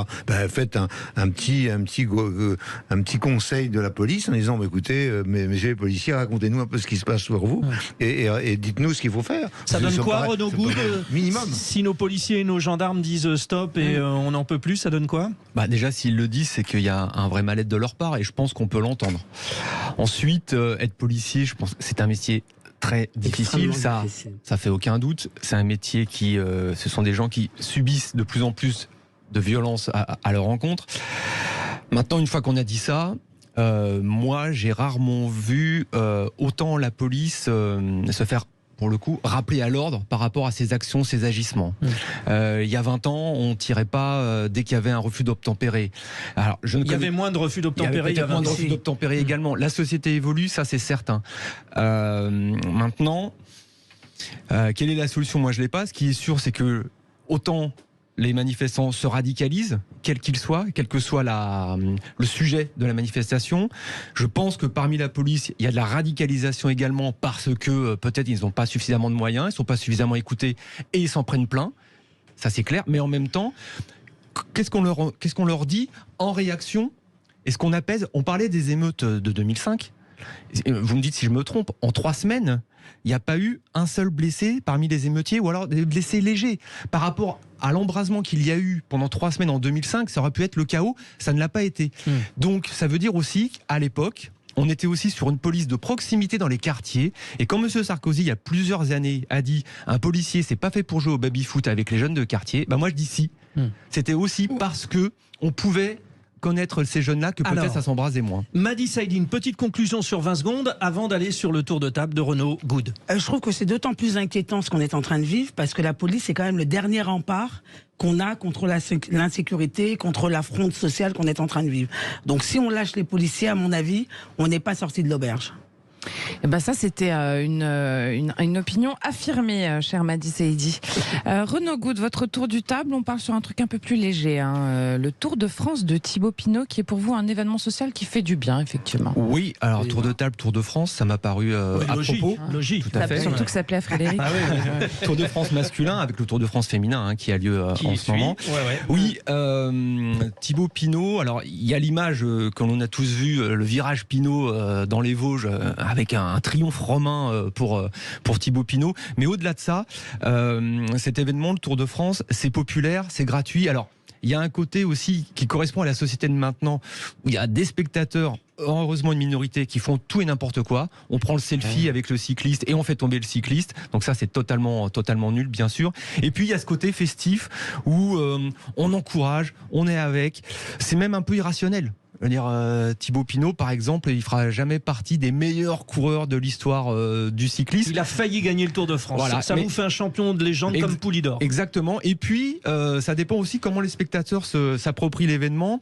Il y a une dizaine de jours, on en parlait, Frédéric. Il y a Benoît Cosnefroy, il y a ses potes qui s'arrêtent. Lui, il s'arrête 30 secondes. Alors lui, évidemment, il pouvait pas remporter le Tour. Il s'est permis de perdre une minute. Il a bu un coup, il a chanté une chanson, il est reparti. C'est ça aussi le Tour de France. C'est pouvoir supporter sans être extrémiste, et je pense que le Tour de France cette année a bien réussi cela, mis à part les hurluberlus qui mettent leur téléphone un peu trop près des cyclistes. Madi Saïdi, je vous vois acquiescer aux propos de Renaud Good. Oui, absolument. Je trouve que le Tour de France, c'est aussi ces moments qui nous manquaient un petit peu après tout ce qu'on a vécu. Ces moments de liesse sociale où on se retrouve, on fait famille ensemble, on festoie un petit peu. Et je trouve que c'était vraiment un beau moment. Loïc Le Floch-Prigent. C'est la France qu'on aime, c'est-à-dire celle qui se réunit et qui est joyeuse. Et que j'ai retrouvé, moi... après les difficultés parisiennes, quand je suis parti chez moi en Bretagne, parce que vous savez, je suis breton. Oui, le pays du cyclisme. Et le pays du cyclisme, j'ai trouvé des gens qui faisaient la fête et qui étaient contents de la faire, et une présence policière. 3 personnes pour 10 000 personnes, c'est pas énorme, quoi. Et ça me paraît... Et ça tient, même s'il y a toujours ce problème, comme le dit, de selfie, où tout le monde veut filmer tout, et il y a des graves. Ça provoque des chutes. Mais c'est extraordinaire de voir comment les Français ont envie de vivre et de faire la fête. C'est une bonne nouvelle. Voilà, un peu de bonheur dans ce monde de je trouve ça merveilleux. Merci Renaud Good, vous portez bien votre nom. Alors, chers auditeurs, dans quelques instants, on en revient à des sujets qui fâchent, avec le coup de projecteur des vraies voix. Je vous rappelle le sujet de jour, et c'est la question qu'on vous pose sur Twitter et non X pour l'instant, sur mon téléphone en tout cas. Donc, moi j'ai tapé X et j'ai toujours pas trouvé Twitter. En revanche, vous allez me dire ce que c'est, parce que j'ai vu quelque chose, je ne sais pas ce que c'est. Alors, la prise de parole d'Emmanuel Macron a-t-elle été constructive, ou que vous soyez, ou que vous avez bien raison d'écouter Sud Radio, et vous avez aussi raison de nous appeler et de réagir, puisque nous sommes la radio du Parlons Vrai. 0826 300 300, vous n'hésitez surtout pas. On revient tout de suite avec autre chose que le tour de table, puisqu'on revient le coup de projecteur, avec le coup de projecteur. Et si vous êtes le 1% qui avait voté pour dire que Emmanuel Macron c'était constructif, vous nous appelez au 0826 300 300. Les autres aussi. Tout de suite. Frédéric Brindel, Judith Belair. Le standard de Sud Radio, c'est le 0826 300 300. N'hésitez surtout pas à parler, puisque Parlons Vrai sur Sud Radio, évidemment. 0826 300 300. N'hésitez pas aussi à voter sur Twitter. On vous rappelle la question du jour. Est-ce que la prise de parole d'Emmanuel Macron a été constructive à 13h? Nous sommes toujours avec nos 3 vraies voix. Loïc Le Floch-Prigent, qui est industriel. Madi Saïdi, qui est conseillère en communication d'influence, auteur de Française venue d'ailleurs, publié chez Stock.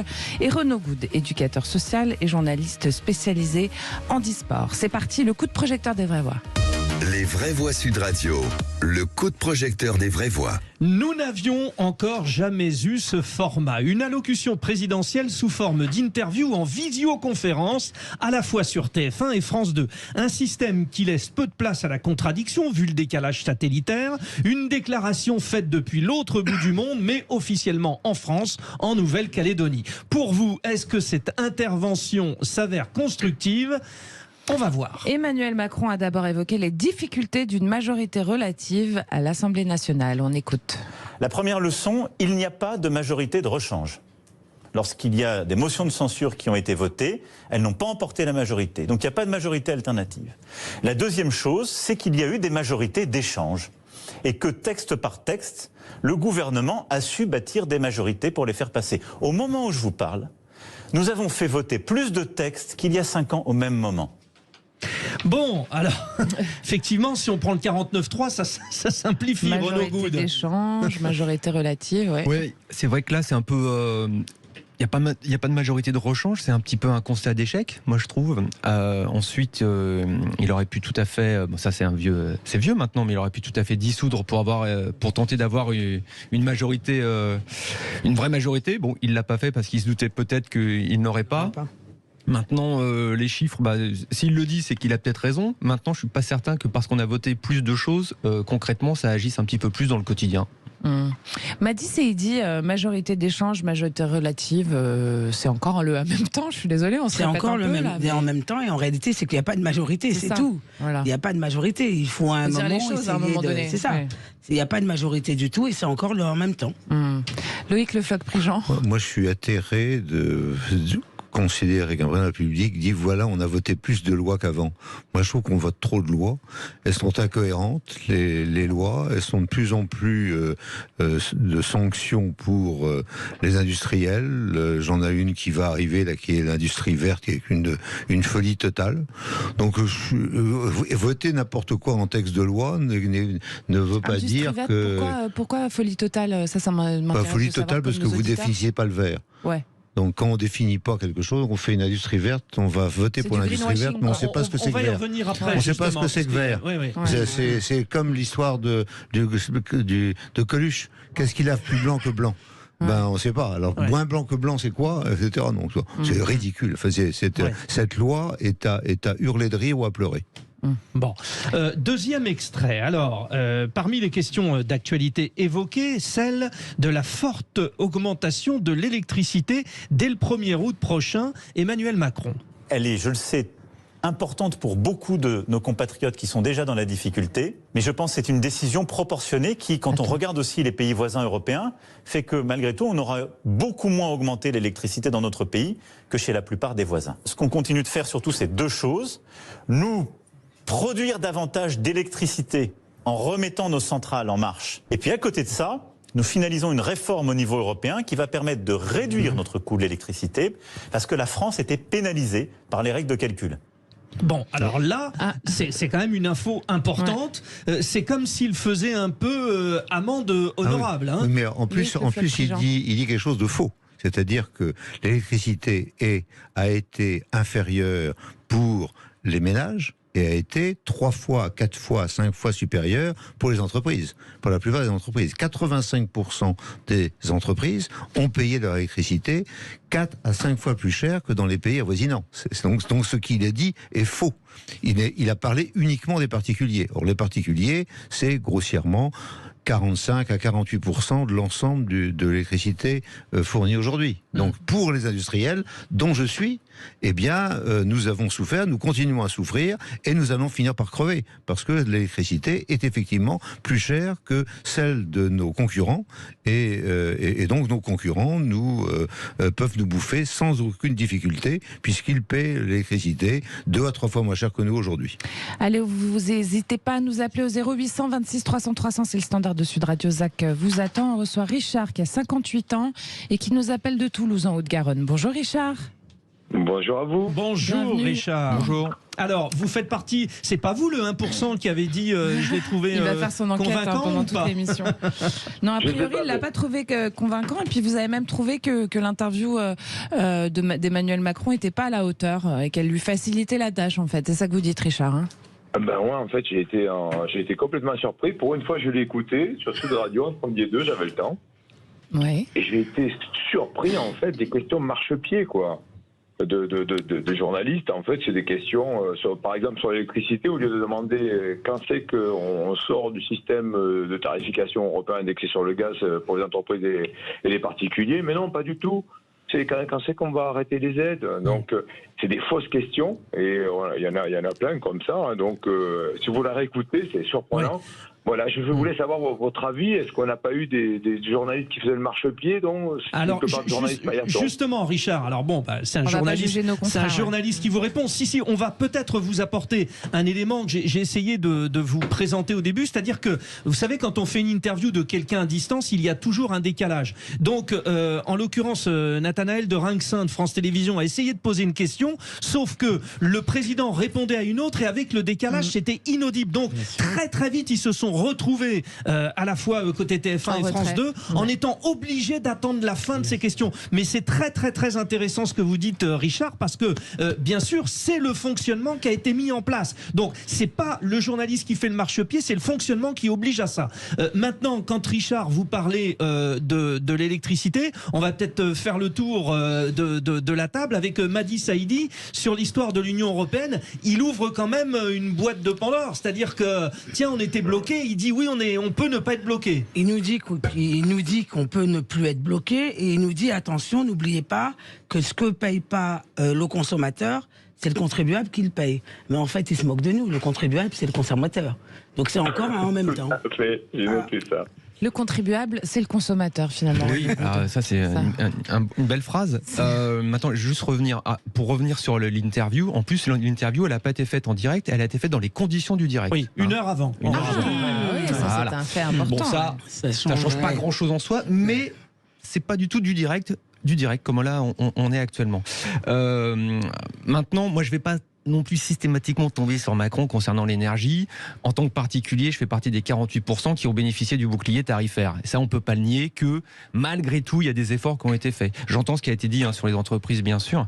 Ensuite, quelquefois, les entreprises ont des salariés. Bien sûr. Donc ça les intéresse aussi de savoir si une entreprise crève ou pas. Maintenant, s'il y a moyen d'avoir une augmentation qui est réduite, de toute façon, il y aura augmentation. Ça, on l'a bien compris. S'il y a moyen de freiner l'augmentation ou de s'entendre pour qu'il y ait moins de augmentation, c'est bien. Pourquoi vous dites ça, monsieur? Pourquoi vous dites ça? Pourquoi il y aura augmentation?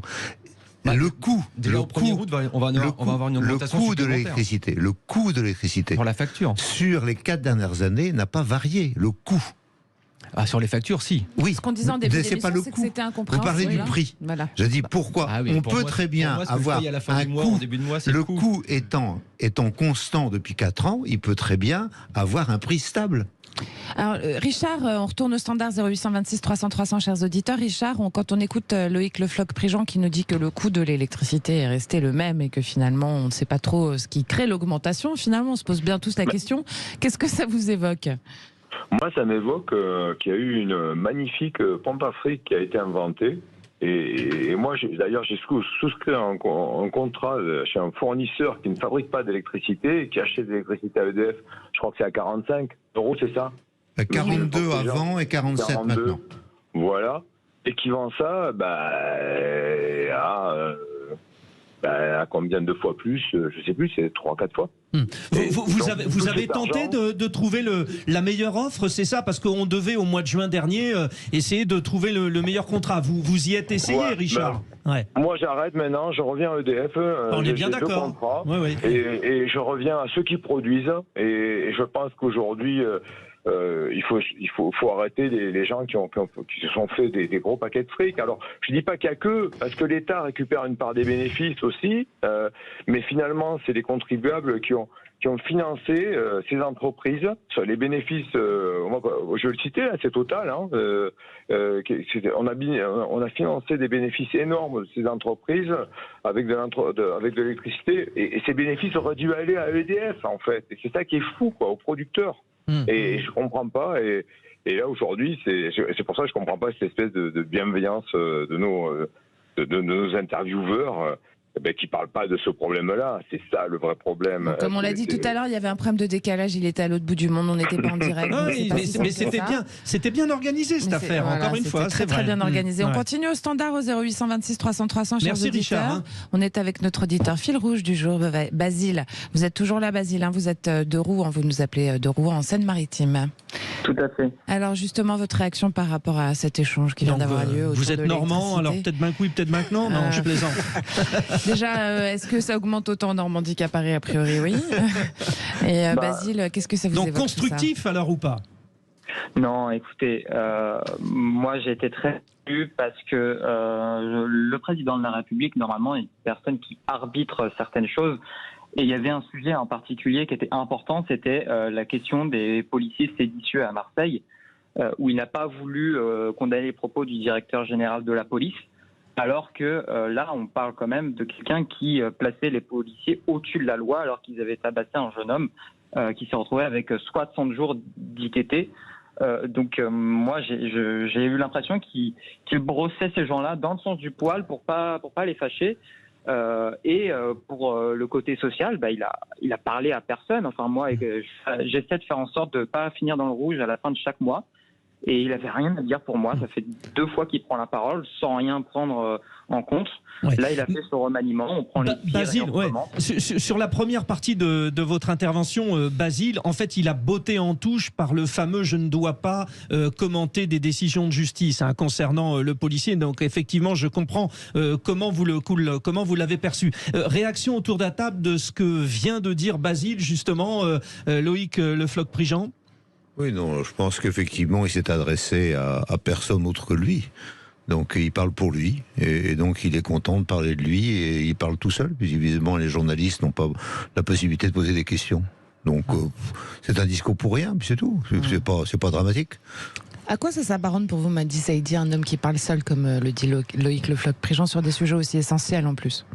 En fait, il a pris la parole parce qu'on lui a intimé de prendre la parole. Il n'avait pas parlé le 14 juillet, donc il fallait qu'il parle. Il parle 10 jours plus tard, donc il fallait dire quelque chose. Et honnêtement, ça change rien. Évidemment, il a botté en touche concernant le directeur de la police. Mais à côté de ça, il nous dit... Mais en tant que président de la République, je suis le garant d'un certain équilibre entre la justice et la police, notamment faire respecter la présomption d'innocence. Donc on est encore dans ce en même temps. Donc quelque part, le directeur de la police n'a pas tort dans ce qu'il dit, la justice non plus, personne n'a tort, personne n'a raison. Circuler, il n'y a rien à voir.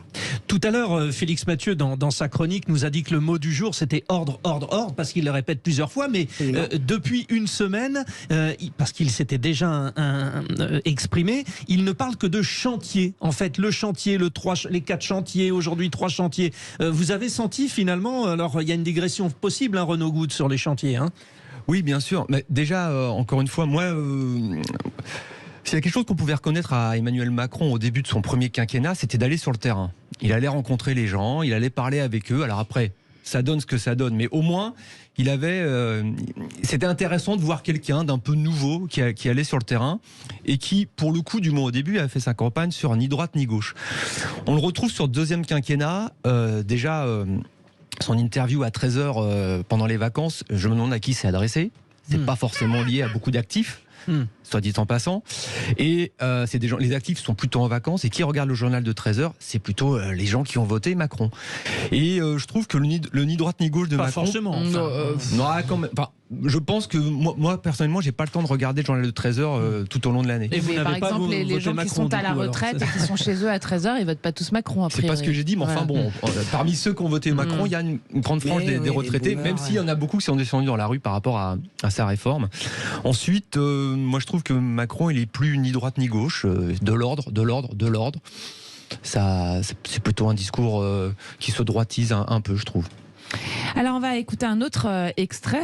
Vous parliez de chantier, Frédéric. Les enjeux écologiques et industriels se rejoignent pour le président de la République. Un de ses principaux chantiers, je vous le donne en 2.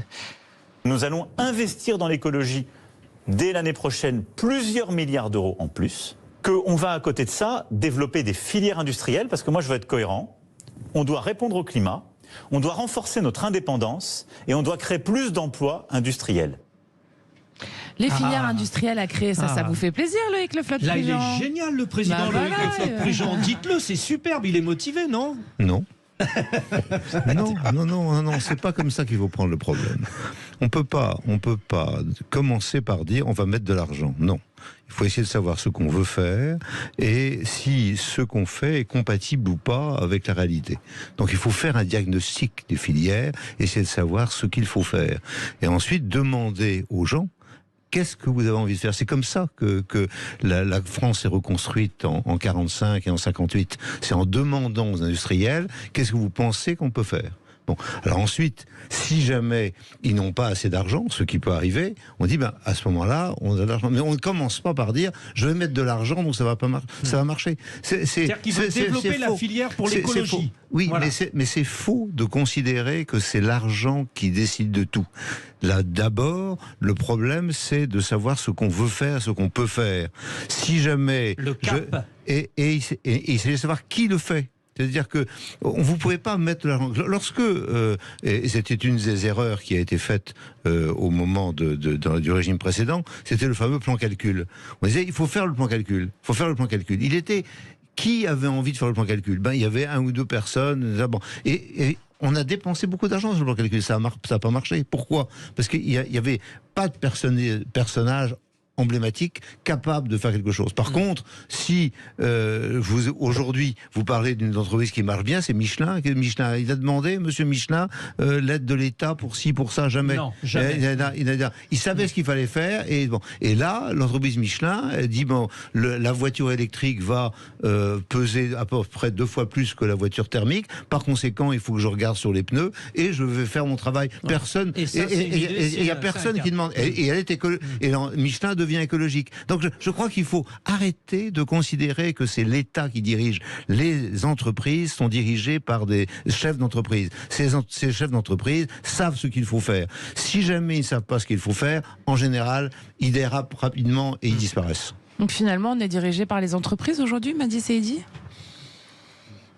Je suis pas sûr qu'on soit dirigé par les entreprises. En tout cas, on devrait les écouter. On devrait les écouter, ceux qui sont là au quotidien, ils créent de l'emploi. Je pense qu'on doit consulter ceux qui créent de l'emploi. Mais c'est qu'ils ont plus de force finalement, si on écoute Loïc Le Floch-Prigent, de décision. Je peux vous dire que ce n'est pas le cas. Voilà. Mais Emmanuel Macron compte sur les entreprises. Quand même. On ne peut pas s'opposer. Il veut les financer pour avoir le pouvoir. C'est l'idée qu'on étatise l'industrie. C'est une erreur fondamentale. C'est le régime soviétique. C'est le régime soviétique. C'est comme ça qu'on a foutu en l'air. Nationaliser, c'est être le régime soviétique. Non. Je dis, monsieur, excusez-moi. Vous pouvez l'appeler Renault. C'est pas ça que je dis. Je dis simplement le concept de considérer que les entreprises ont besoin de l'argent de l'État, du contribuable, pour pouvoir se développer est un concept qui est ennuyeux. En tout cas, alors, que les entreprises soient nationalisées ou pas, c'est pas le sujet. C'est la propriété. Je parle de mettre un paquet d'argent sur quelque chose parce qu'on a envie que quelque chose se développe. Ce n'est pas la bonne méthode. Là-dessus, vous avez certainement raison. Maintenant, sur l'écologie, il y a urgence. Sur le climat, la sécheresse, il y a urgence. C'est positif, ça, non? Moi, je trouve que c'est plutôt positif. Et quelque part, c'est le sujet qui doit être totalement apolitique et qui doit rassembler l'ensemble de la société. Et il y a urgence à rassembler l'ensemble de la société. Alors, écoutez les industriels, moi je veux bien, il n'y a pas de souci, il y a beaucoup de compétences. Maintenant, n'oublions, mais si on écoutait les industriels, peut-être qu'il faudrait encore creuser un petit peu plus pour trouver du pétrole, du gaz de schiste ou des choses comme ça. On sait très bien que ça c'est mort et qu'il faut arrêter. Vous le savez, vous. Mais je par contre, vous le savez, vous, savoir, parce que vous le savez, vous, c'est-à-dire que vous savez.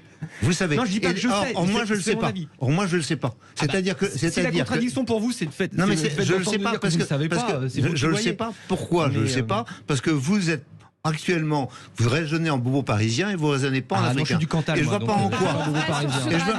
Et je vois pas. Non mais on se détend. C'est clair. Voilà, on laisse parler Renaud Good. Et donc il y a des bobos dans le Cantal. Allez-y. Si le dialogue et l'opposition c'est tout de suite être bobo, à ce moment-là je prends la charge d'être bobo, il n'y a pas de problème. Il y a des bobos parisiens qui sont très bien. C'est bien. Je dis juste que. Il y en a qui sont fréquentables. Il y en a qui sont fréquentables. Et j'en fais peut-être partie d'ailleurs. Vous êtes très beau, Renaud. Un peu de compliment pour des mais Renaud a raison de poser des questions. Sur l'écologie, tout le monde doit se rassembler parce qu'il y a vraiment urgence. On est tous en train de le vivre. D'ailleurs, là, en ce moment, aujourd'hui, la clim marche pas très bien et on se rend compte qu'il fait chaud.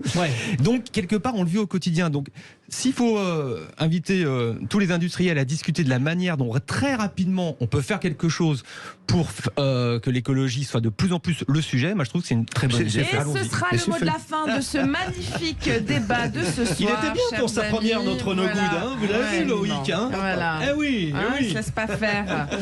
Et puis, chers auditeurs, vous restez avec nous parce qu'on va faire un point sur le Tour de France féminin. Oui, parce vous avez que des les questions, femmes pédalent. oui, aussi, vous avez bien bossé vos questions, nos chers vrais voix.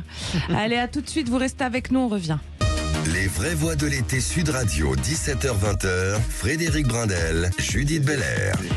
Les vraies voix, vous entendez rire Loïc Le Floch Prigent. Mais quel débat on a eu pour la première de Renaud Good aussi qui est là. Et puis Madi Saïdi. Magnifique. Bon, vous savez, tout au long de ces 3 semaines passées, à cette heure-là, nous avions le rendez-vous Tour de France masculin. Et bien ce soir, c'est Tour de France féminin avec aujourd'hui la 2e étape remportée.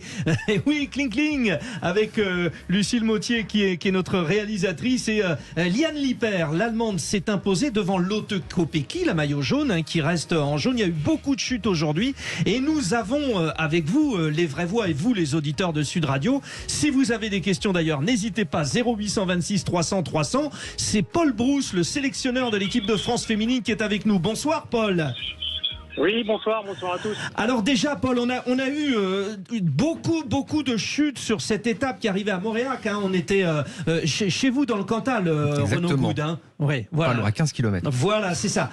Grave les chutes, on a des retours d'informations, Paul Brousse? Non, on n'a pas eu de retour d'information. Là, c'est sûr qu'il y a eu une chute qui a été impressionnante puisque la fille de Jumbo, la néerlandaise, est restée à terre. Mais apparemment, voilà, elle était plutôt sonnée, elle a été rapatriée à l'hôpital, mais sans de grosse gravité apparemment. Et puis après, voilà, c'était plus des glissades à cause de la pluie, mais rien de très grave. Bon. Renaud Good, quelle réaction sur ce qui vient de se passer? Déjà, moi je trouve que c'est un très bon timing de faire le Tour de France féminin dans la foulée du Tour de France masculin avec ce jour commun. Le dimanche, les hommes arrivent, le dimanche, les femmes partent. Moi, ce que je voulais savoir, c'est est-ce qu'on peut espérer qu'une Française puisse aller sur le podium ou du moins faire un top 10, parce que c'est vrai que depuis la sempiternelle Jenny Longo, on a un peu de mal à peut-être, moi je suis profane dans le cyclisme féminin, on a du mal un peu à identifier une cycliste française capable de remporter le Tour. Vous avez le personnage qui est vraiment concerné parce que c'est lui le sélectionneur de l'équipe de France féminine. Paul, répondez. Ouais, si, un top 10 c'est largement envisageable puisque déjà l'an passé on avait 2 filles, Juliette Labousse 4e et puis Evita Miziku 8e de ce Tour de France. Donc voilà, on va dire que les ambitions notamment de Juliette étaient encore supérieures, vraiment de viser le podium. Bon, hier il y a eu un petit couac, elle a perdu une 40aine de secondes sur ses principales concurrentes pour la. C'était dû à quoi, Paul? C'était dû à quoi? Je pense, panne de jambes, peut-être qu'elle s'était mis un peu la pression. Après un beau Tour d'Italie, une 2e place, voilà, beaucoup de sollicitations là dans les 2 dernières semaines et elle n'est pas forcément habituée à ça. Là, c'est moi qui avance ces choses-là, mais peut-être tout simplement un jour sans, parce qu'on a bien vu qu'aujourd'hui, elle avait retrouvé ses meilleures jambes. Elle est passée à l'attaque à plusieurs reprises, dans des moments où c'était dur, où ça faisait mal. Donc voilà, on voit qu'elle a retrouvé son vrai niveau aujourd'hui. Madi Saïdi, c'est un vrai bonheur en fait de voir des femmes participer à un Tour de France et finalement qu'ils soient traités aussi de la même manière que le Tour de France masculin. Ah oui, c'est chouette parce que déjà le timing, comme le disait tout de suite, je trouve que le timing est bon et je trouve que c'est un vrai bonheur.